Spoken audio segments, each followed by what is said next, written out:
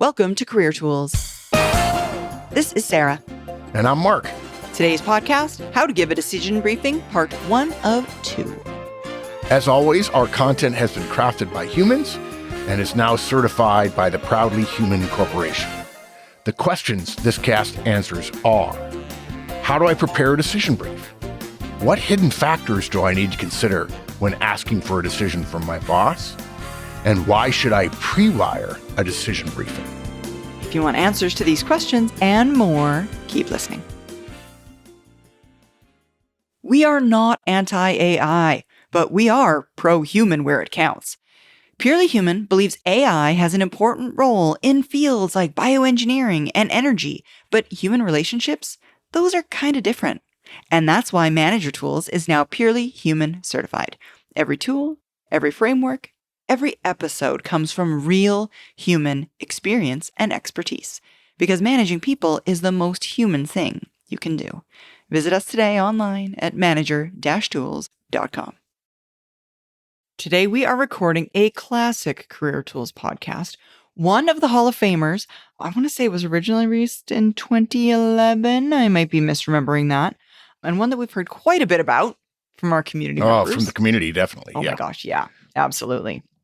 Whether it's they that have used the process, or if you'll remember in the case of Brian Hanks, their children have used this process on them.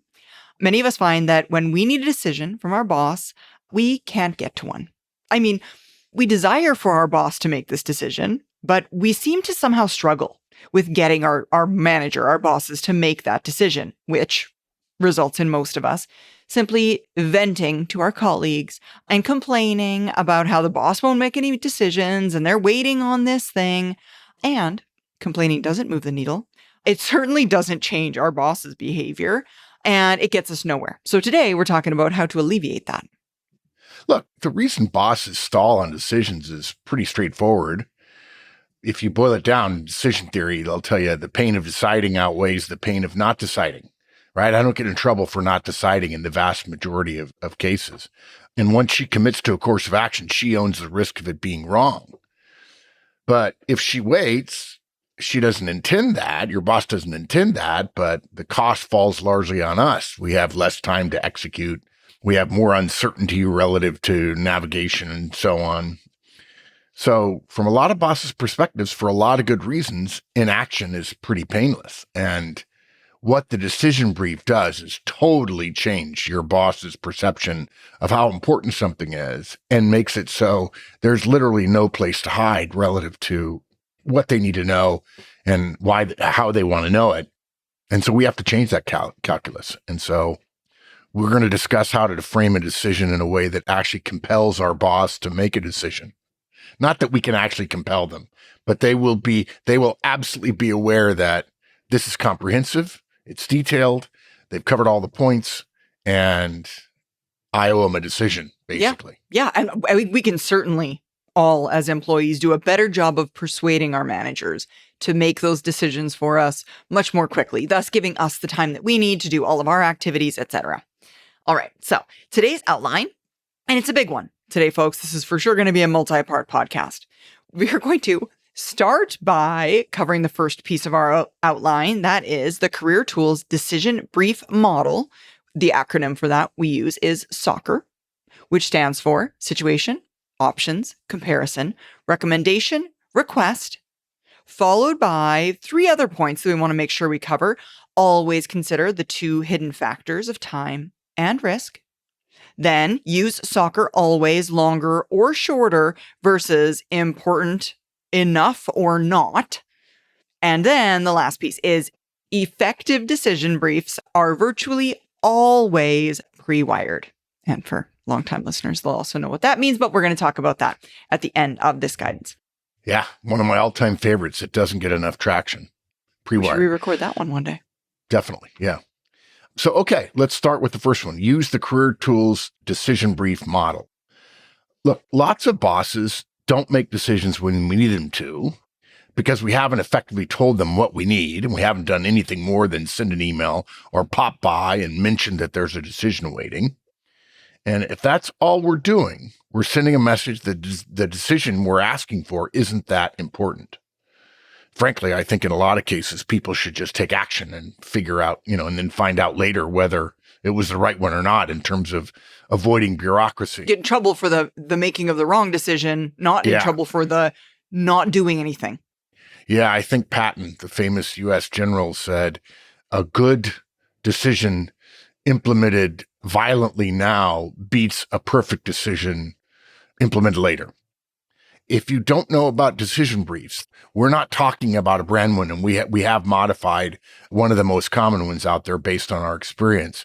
But basically, you need to elevate your game if you want to have your boss make a decision. And when you elevate your game, you will elevate the importance of the decision in his or her mind. And the way we do that is by taking the time to put together a briefing. And, if you're not willing to put together the briefing, it's fine, but then you don't get to whine. Well, you can whine if you want, but it's sour grapes. It's not going to get you anywhere. As I've said before, whining is like a rocking chair. It gives you something to do, but it doesn't get you anywhere. We do that by putting together a professional briefing, options and analysis, risks, recommendations, clear. Okay. Be perfectly clear. There are 4 options. I recommend option Bravo, option Charlie, whatever they are. That's the CT decision briefing model. Situation. Again, Sarah said SOCCR. It's SOCCR. It's not spelled exactly like soccer, but that doesn't matter. It sounds like it as an acronym. Situation, options, comparison, recommendation, which everybody forgets, and then request. And I know, look, folks, we admit it's an American model. Otherwise, we would have called it football. But it'll work anywhere. And we've seen it work all over the world. Mm-hmm.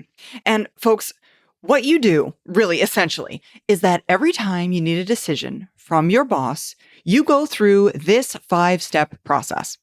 Now, for those of you who are licensees, you will know, or you'll be able to see, I suppose, if you go to the podcast page for this particular cast, there is a PowerPoint template with basic guidelines so that our licensees, again, who have access to premium content, can just download it and fill in the blanks.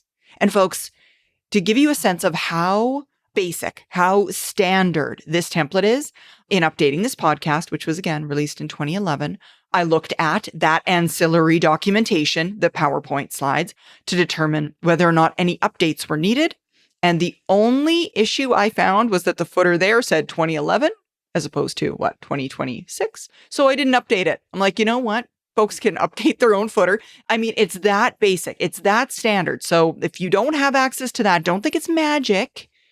But also, yes, we do want you to become a licensee. So do that. Yeah. Now, some of you are going to hesitate. You're going to worry that you'll get the details wrong or you're going to miss something. For a lot of us, I think going to the formality of a briefing makes any sort of hole in our work more obvious, any sort of lack of information in our knowledge more obvious, or it'll expose any weakness in our thinking or any missed assumption. We get that. But of course, wouldn't you rather have thought that through before you go in and pop your head into the boss's office and then suddenly say, hey, I need to think. And he or she starts asking you a bunch of questions and you don't have good answers. I mean, you look like an amateur. There's no way you're going to get a decision in that situation. No way. Or worse yet, in my opinion, your boss makes the decision that you wanted them to make, and you haven't thought through all of the things deeply. And now you made a recommendation very off the cuff without thinking it through to your manager, who then said, sure, let's do it that way. And then you do it and you were wrong. You were wrong. Because you didn't think it through. You were wrong. Exactly. Most of us are also unaware, and it's easier to stay doing what you're doing. There's an old saying, change is hard, you go first. But most of us are unaware of the risks that are associated with our existing ineffective behaviors, not giving a decision brief, because we've become comfortable with them. You haven't used this format up until now. Don't therefore assume that there have been no negative repercussions. For all you know, your boss says, well, he shoots from the hip, but he hits the target a lot of times, so I tolerate his misses. Well, okay. If your boss mentions that to some other boss above him who is particular about getting things right, they're going to be like, well, that person's not for me. I'm not going to promote them because this person shoots from the hip. And you don't know it, right? You'll never find out that conversation ever occurred, right? Mm-hmm. There have been repercussions. Your boss has delayed decisions many times because you haven't done this work for her, okay?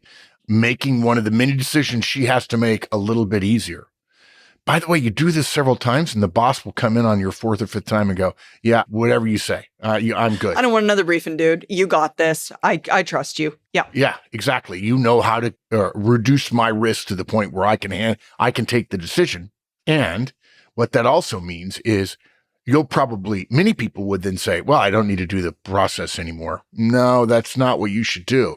The briefing is actually the outcome of a process, and the process is what makes the decision so good. It's not the briefing. It's the process of going through it and considering the situation. Getting ready for the briefing. Now, there are presentation risks.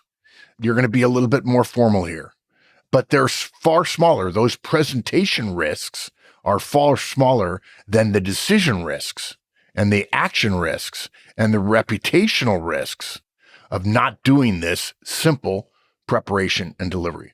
The first couple of times you do it, you won't get it right exactly, but you'll get major credit for knowing what to do and how to do it. And if you're listening to this and you've never heard of a decision brief before, there are people who speak privately after you've given a briefing saying, he doesn't know how to give a decision brief, does he?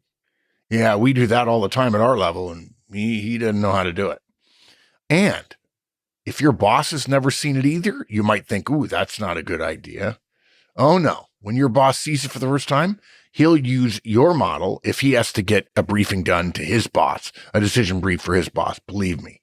So you got to prepare the briefing because you have to go through the process of really feeling good about Alpha, Bravo, Charlie, or Delta, or whatever.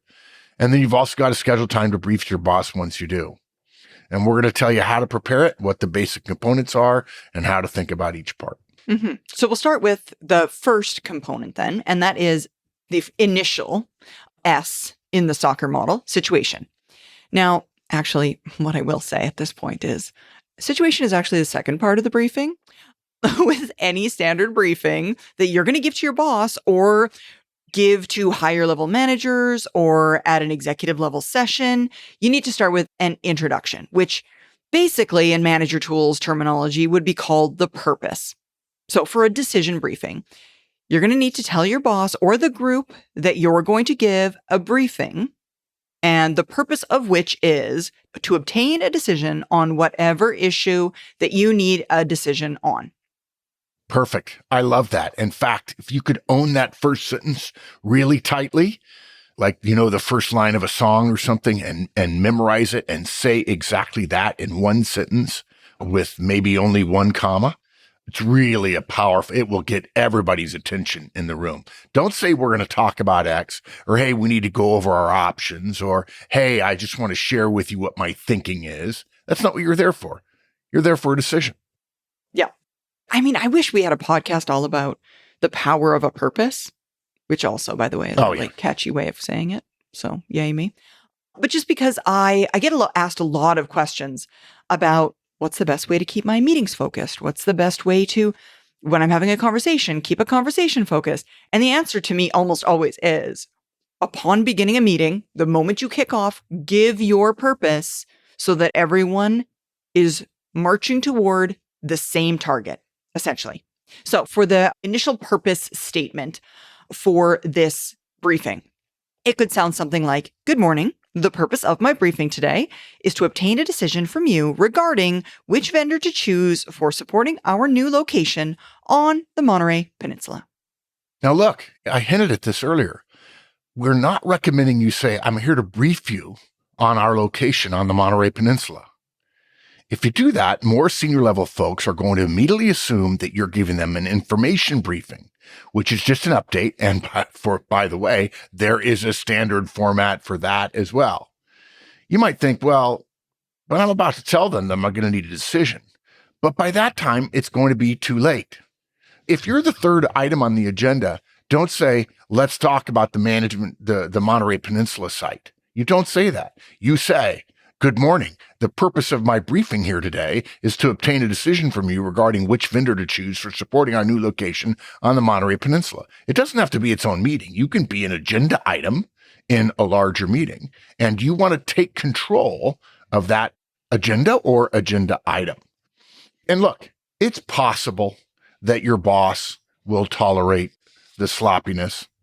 But why be sloppy in front of your boss when you can be crisp? Why lose an opportunity to practice being crisp for when you need it in front of an executive group, when you're going to be really having a significant impact on your own career? I can tell you, as I rose through the ranks, I look back with embarrassment at the fact that my results were just so good that I could get away with being unaware of all these systems and processes that everybody else knew all about. And I didn't. Luckily, I knew about pre-wiring, but gee whiz, I regretted it enormously the number of times where I just didn't show well. My numbers protected me, but I didn't show well. Yeah. Now, folks, look, remember, it's not just about the words that you're saying here. You've got to say those words quickly, almost immediately, that the purpose of your briefing is to obtain a decision. Now, if you don't, what you're really in danger of is sinking into the mire of everyone else's briefings. I mean, you didn't know about this till probably today, so you can assume your other peers don't know about this either. And therefore, your briefing will be cast as the others, that is an information briefing. So, lest you doubt it, we'll be emphatic. If your decision briefing is at any time mistaken for an information briefing, you will not achieve your purpose because you will not get a decision. Yeah, that's right. And why won't you get a decision? Because the moment that you're giving an information briefing, your audience is going to tune out. I mean, they'd prefer to save a little bit of time by reading your slides or a one-page memo or an email, because that's why a lot of people created it, so that they wouldn't have to get information briefings from you anymore, or something else, any other way of consuming this information in a way that summarizes your points so that they can just move on and do what they want to do, which is decide on stuff. Yes. So you got to catch their attention. You got to catch their ear immediately with the need for a decision. Otherwise, you're going to lose them. People are going to tune out. They won't even hear the rest of the briefing, even though you may go back and clean up the mess later and say something about, we need a decision today. You've already lost them. The target is no longer pointed in a singular direction. Yeah. So get this, folks. We just spent 5 minutes talking just about the purpose, which doesn't even have a letter in the SOCCR acronym. All right. But don't miss it. State your purpose early and immediately. If you really want to be clever, follow the Army rule. Tell them what you're going to tell them, and then tell them what you told them. It would sound something like this. Good morning. The purpose of my briefing today is to obtain a decision from you regarding which vendor to choose for supporting our new location on the Monterey Peninsula. I'm going to share the basic situation and facts with you, lay out the options we're considering. Then I'll do a comparison of the options, followed by my recommendation for which option to choose. Then I'll ask for your decision. If you do that, unlike Sarah, letting them believe it's an information briefing, an update, hey, just a status input here, every single person who might be involved in that decision is going to be leaning forward. They're going to be saying, oh, okay, I'm involved now. I'm on the hook. Before you said that, Mark, the leaning forward comment, I was feeling that inside me. Like, as you were saying those words, I felt a sense of urgency, like a sense of lean in, a sense of, okay, we got to do something here, versus the leaning back kind of relaxed feeling of an information briefing. So I'm hoping that folks also heard and felt it that way too. You can see how it instills that sense of urgency, which, folks, is what you want. You want to get toward a decision today, and instilling a sense of urgency is exactly what you're trying to do. Yeah. And if you tell them this is what I'm going to do, they will say, oh, there's structure here. There's forethought. There's preparation. Everybody else says, hey, I want to give you an update, da, da, da, da, da, and they sound uncrisp. They just meander. And everybody's like, well, if you're going to meander, I'm going to meander too. I'm going to check my phone. Yeah, exactly. That's exactly it. Okay. So now that we've got the purpose put to bed, we are on to the first point in the model, which is the capital S at the beginning. It is situation. And what we're going to do in this first part of the Career Tools decision briefing is lay out all of the facts and basic parameters surrounding our decision. Essentially, situation is where you talk about the facts surrounding the decision. You're given a little bit of backup, a little bit of history, if you will. So, for instance, if we're asking for a decision, again, to fund a retail site on the Monterey Peninsula, and the decision is between two different choices, or no choice at all, really, no site at all, you would describe the market research, site development work, competitor locations, local construction costs, environmental impact reports, any other background information that's going into helping you come up with making a decision here. Yeah. Another example, if you were asking to buy a new piece of manufacturing operations software, say to monitor inventory levels, you'd include in the situation present costs of inventory handling and or loss, time it takes to prepare reports using existing system, cost of maintenance of existing system, cost of maintenance of the new system, cost of the system itself, all that stuff. Everything, all the facts. All of it. All the facts. And folks, this is not history. And that is a really, really common mistake. And it comes essentially from the idea of a narrative or making a dramatic presentation. And so much of what we know about drama. You're killing me. I'm sorry. So much of what we know about drama comes from stories. And stories are chronological and therefore have a history. But we don't want you to fall into the trap of giving your audience this history of how you or the team got to where we are today. The situation, the one we're talking about here, is essentially where you are now. And you focus on the facts of the now rather than all of the other things that got you where you are today, basically. Now, one of the key phrases, one of the things to watch for, one of the ways that you know you may have slipped into dramatic history territory is "and then." If you keep saying "and then," "and then," "and then," it's not a timeline. No, exactly. Asking for a decision is not the time for you to be weaving together a dramatic story. We want you to let the power of your recommendation and the strength of your comparison be the drama. Avoid telling stories, despite what anyone else is going to tell you, because, folks, the reason that these lies propagate is because individuals think them true and keep telling them. You may hear that drama and stories are the way to find this decision, and it's not. It's only for really big and or unique decisions, and still requires the workmanlike value of the Career Tools decision briefing SOCCR model. Yeah, I see this all the time. People think they're going to give an update on all the stuff they've done. People don't want to know what you've done. They want to know what the factors are that weigh on the decision so that they can make their own determination, whether they agree with the weighting that you have or whatever. They don't want a story. Oh, gosh, no. And look, folks, some of you, based upon your DISC score, your DISC profile, your profile has a propensity toward explaining things in a long timeline going back to the beginning. The high C's, high S's. You have a propensity to going all the way back into history because, the current doesn't even make sense till I tell you all about everything that's happened before now. But you got to stop thinking like an individual who wants to weave together a story and start thinking like, in this case, a decision maker. Decision makers don't need your story. They need to know what they need to make a decision. Yep, exactly.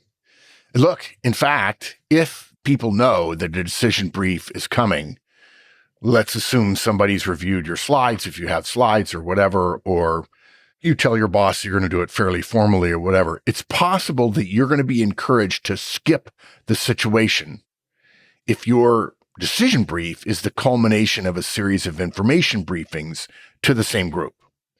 We know all this. Move along. Okay, yeah, we know that. It's probably how it will sound to you. Generally, our guidance here is to resist that suggestion or that compulsion from your boss. Now, look, we don't know who you'll be presenting to, so it's possible if you cross them, they'll crucify you. No pun intended there. Generally, we recommend you counter with, I'd love to in the interest of time, but there are a couple of situational points that the comparisons are built on, so I'll just cover them quickly and get right to the options and comparisons. In that way, you acknowledge the request, you say you're going to speed up, which is the whole point of skipping something they think they already know, and we do recommend you be somewhat more brief than you might have planned on being in the situation point of the SOCCR model, but please don't skip the situation first step entirely. Not everyone who has been at every meeting heard everything you or others have briefed. Okay? Different folks hear different things based on their role and their interest. Further, you've likely built your presentation on following your logic about what you know you will have already said. Skip too quickly, and you may regret something you left out in the situation by going too fast. When you have to go back and recover it, you make the person who encouraged you to go fast look bad. You're protecting your boss if he or she says, just skip that. Say, actually, boss, I'll cover it quickly, but I just want to be on the same page. Because if you get to slide 3 and the boss or somebody else has to say, go back again, what are we looking at here? Why are there 3 locations? That makes no sense.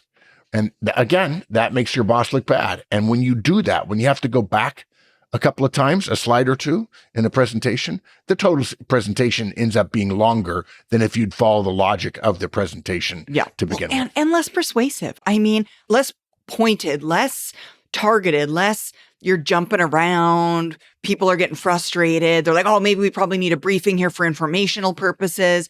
The whole thing starts to unravel. Yeah, I love it.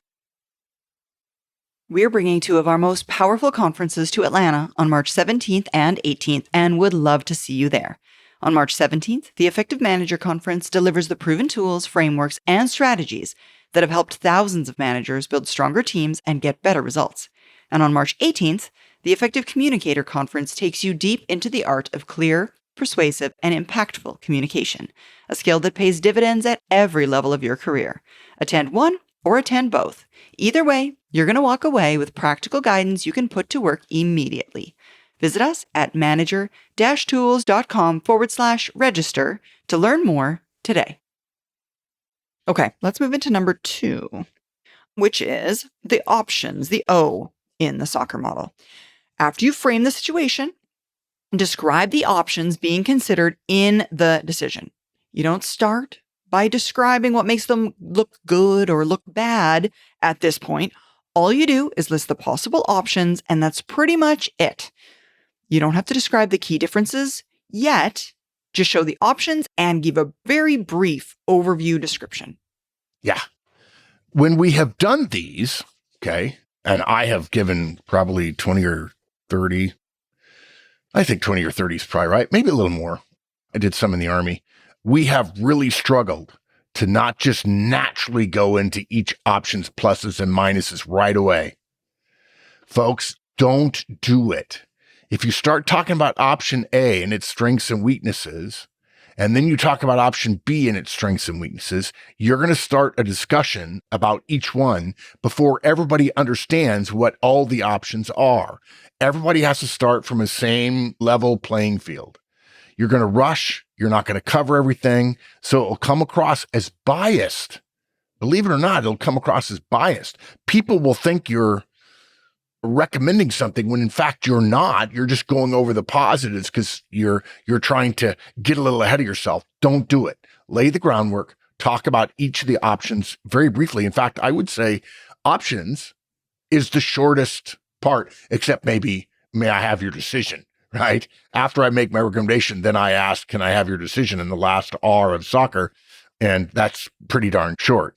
And if they think you're biased, particularly if you're biased against their choice or their recommendation or their idea, they're going to interrupt, they're going to tune you out, and it'll reduce the effectiveness of your briefing and ultimately the decision. Yeah. And folks, not only do we want you to avoid accidentally going into pluses and minuses right away. In the situation portion, in the first Yes, step. exactly. Yeah. We also want to be careful not to describe the analysis that you're going to use either. And there's a really simple, selfish reason, but there's also a better one too. The initial simple reason is that the moment you describe the criteria, the audience, in taking or hearing the further options, is going to start to apply it. Further, they will not only apply it, they will ask you to fill in certain parts of it.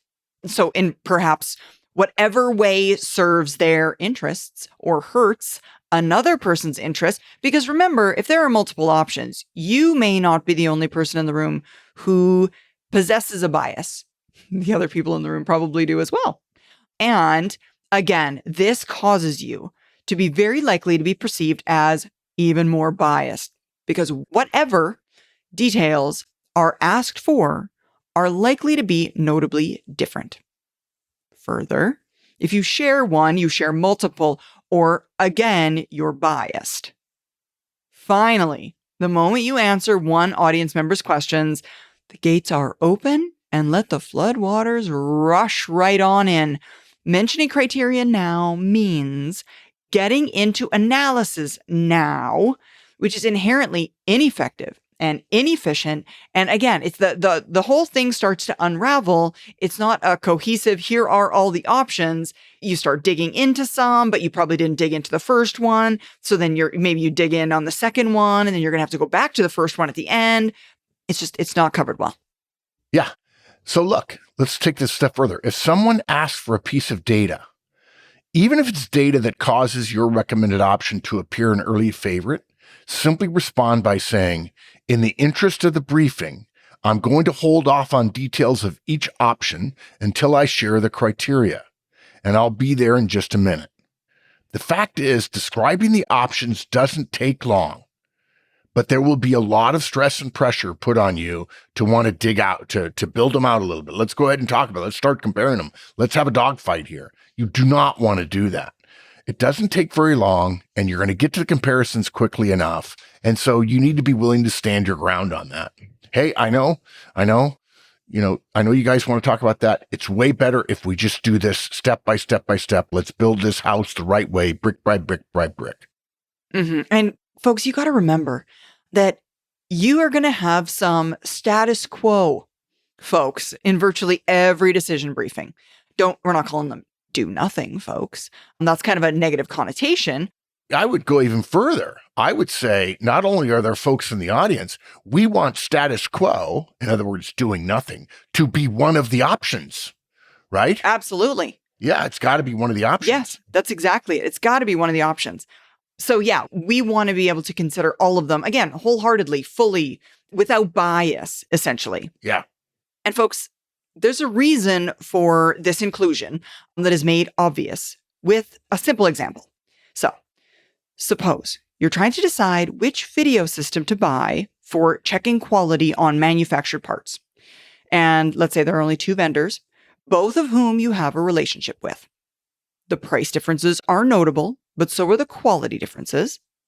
And you could justify either choice, one because it's more cost conscious, and the other because it's more reliable. And the group could argue and not agree and decide to wait because both are expensive. They are both choices as good, but pricey. Yeah, they're good choices, but again, too expensive. Exactly. Now, if you include the status quo, which produces errors on the 3% of parts when customers expect 0.03% errors, you make really clear the risk of not choosing either two options. Without status quo, doing nothing compared to expensive purchases can look like a cost savings, but by including the status quo, it's much more obvious that the choice isn't between two options, rather three, each with its own strengths and its own weaknesses. A significant weakness in a status quo solution may make a good decision out of choosing between two weak versus also weak. Exactly. And thus, your job is to drive a good decision. Thus, the status quo must be one of your options. Thank you so much for joining us, folks. We hope you'll join us again next week as we continue this topic. Now, help us help others and tell your friends. And of course, follow, rate, and review our podcast. And remember, 5 stars only, please.